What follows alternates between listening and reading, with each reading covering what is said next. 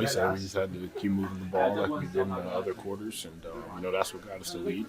Kind of got away from it in the fourth quarter, so just got to do a better job of playing full 48 minutes.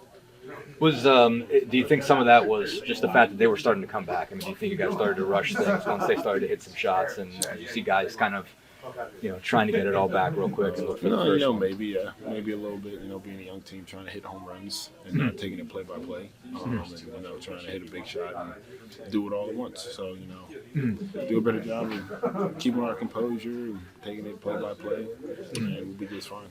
Is it a little bit disappointing when you guys do so much according to plan and then it falls apart especially when you were executing that well up until? Yeah, that's why this one hurts a lot. Quiet locker room after the game. Everybody was not happy with our performance in the fourth quarter. So I said we got to play a full 48 minutes, and if we did that, we'd have a different tune. We'd be happy going on this play tonight.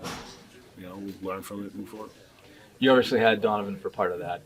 It's a tough assignment. He was obviously going off. And just what was it like to guard him there? Was there stuff that you look back and say mistakes, or did you look and say, man, that guy? I wish I could also have that stint I had on his back. I wish I was more physical with him. He had already found his rhythm by the time I got on him, and I needed to do something to disrupt that rhythm, and I wasn't able to. So, he made some tough buckets. Just what makes him such a tough cover, basically, and especially when he is rolling. His shiftiness, he plays at his own pace. When you guard Carlisle, you can go back to make sure they play at two completely different paces. But it's tough. Just got to be physical. Yeah, I can't speak on it. I'm in it in the moment, so I'd love to watch film and kind of see it. For me, it felt like I was getting paint touches and our spacing wasn't correct, and maybe that was just the one possession I'm thinking about, but I just felt like our spacing could have been better. I felt like we had to take some tough kick-out threes with Mobley contesting. That's not a very easy shot for us. They got two, obviously, monsters at the rim protector all the time, so when I'm getting the rim, they're sending one and kind of spraying out from there. So I got to watch the film just to be able to tell you exactly what was going on, but I mean, that's NBA basketball, fourth quarter, you put the ball in the hands of your best players and have them make plays. So I'd love to see the film. He's obviously not your assignment, but Donovan obviously changes that game in the second half. And just what impressed you about just what he was able to do in the shots? Yeah, I mean, that's who Donovan is. He's an all-star. Obviously a special basketball player. Plays, he's playing amazing basketball right now. It's, probably some of the best of his career. So, kudos to him. He had a hell of a game. But we were still in position to win that game, just couldn't finish it. Up until that point, I mean, they're the slowest team in the league, give up the fewest points in the league, and you guys were able to get them running, basically playing more of your game than you were playing theirs. I mean, just what did you like about how you guys were able to create pace up until that point? Yeah, I mean, when you get stops, you're allowed to dictate pace. I think that's true at any level of basketball. So we got enough stops early that, we made them play at our pace, forced turnovers, kind of made them play our style of basketball. Towards the end of the game, it was more of a grind-out game, with the game so close and then getting stops and us getting stops. And, so the tide kind of shifted in their favor. But we did feel like we were able to play in transition, and that allowed our offense to flow really well the first three quarters. And in the fourth, I think it's a combination of, poor ball movement, shots not going as well. So, I was like 0 for 8, 0 for 9 from 3. I don't know how many times that's going to happen. So, you just got to kind of, watch the film and move on. Well, I guess for your part of that game, it seemed like you at least attacked the closeouts well and were able to get going on the rim. Did you feel like you adjusted well when the shot wasn't falling to getting what you could? Yeah, I mean, I probably shot the most free throws I've shot all year this year. Just keeping pressure on the rim. I liked my matchup, so just attacking, getting paint touches, getting people the ball. Guys were cutting well, guys were shooting the ball well. You kind of need that when you're playing bigs like that, two bigs like that, and I felt like we were able to pull their bigs out a little bit, get paint touches that way. But for us, we felt like we had a poor fourth quarter. We were right there. I guess when you have such a good plan that goes that well for 3+ quarters, does it sting more when you're like, man, we did everything according to plan until? Yeah, I mean, obviously it's frustrating, right? But man, we're a young team, and I think there's two things that you got to show. can you fight back when then it's not going right, and can you hold the lead? And we've shown all year that we can fight back when things aren't going our way. We have yet to really show that we know how to hold on to a lead the right way. But that comes with maturity. That comes with experience. We all get along. We all love each other. We're a great team. Who's a bunch of guys who are together, and it's just figuring it out right now. And that's just going to come with time. But I'm not panicking or anything. Was the message from coach in the clubhouse after there? Just ball movement. We need the ball to move a little more in the fourth. The ball's stuck. But I can't really speak on none of that until I watch the film. So I'm looking forward to getting on the plane and watching it.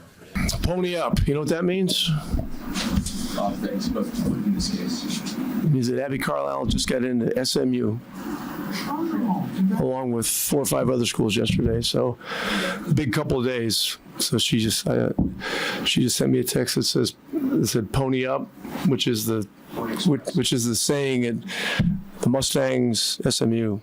So I don't know if she's going to go there, but she got in, which is great news. The bad news is that in the fourth quarter we stopped passing the ball, and after really putting on, almost a master class of ball movement and player movement and unselfishness, in the fourth, we just let it get away from us. And so,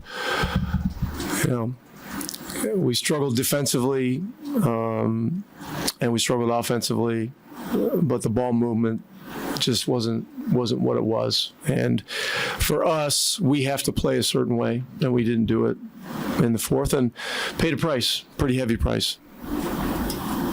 did it seem like the ball movement stopped because the lead started going away and guys were trying to get it all back? Well, this is one of the things that we need to learn from this game. Oh gosh, no, because we had them. We were getting stops and stuff. I really, truthfully, got to look at the film. But we had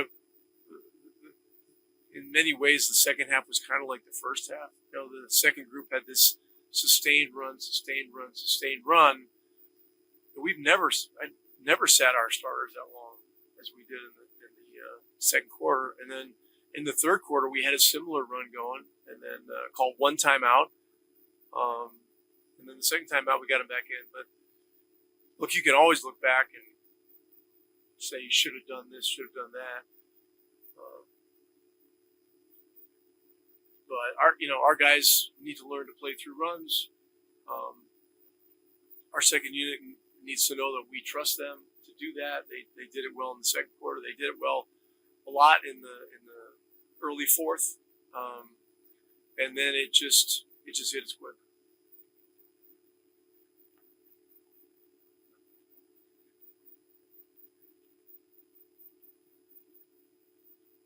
Look, good on the roster.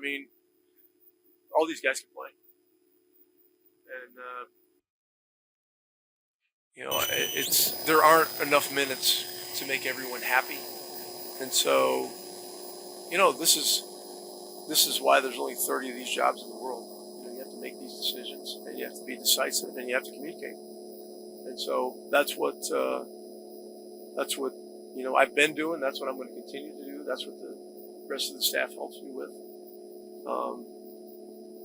But this is, these are great problems to have, and hopefully Chris Duarte did well tonight in Wisconsin, and hopefully he can rejoin us and be ready to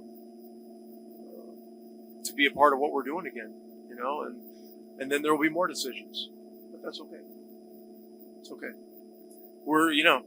This is a year where, we're on a fact-finding mission to see who are the guys that are committed to us that we want to commit to. And there's a lot of interesting information being gathered. It's really been good.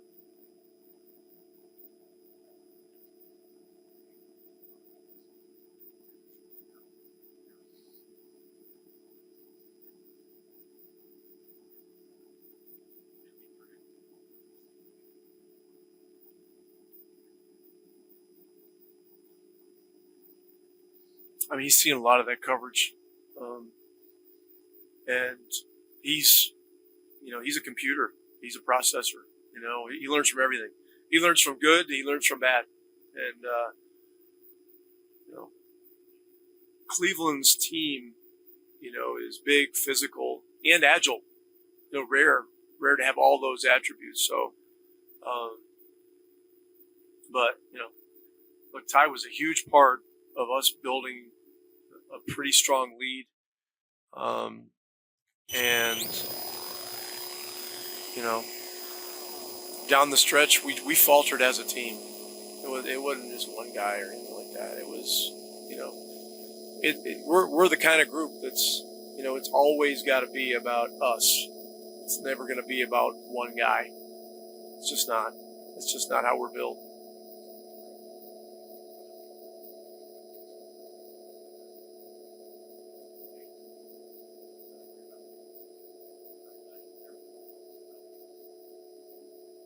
We did a lot of good things.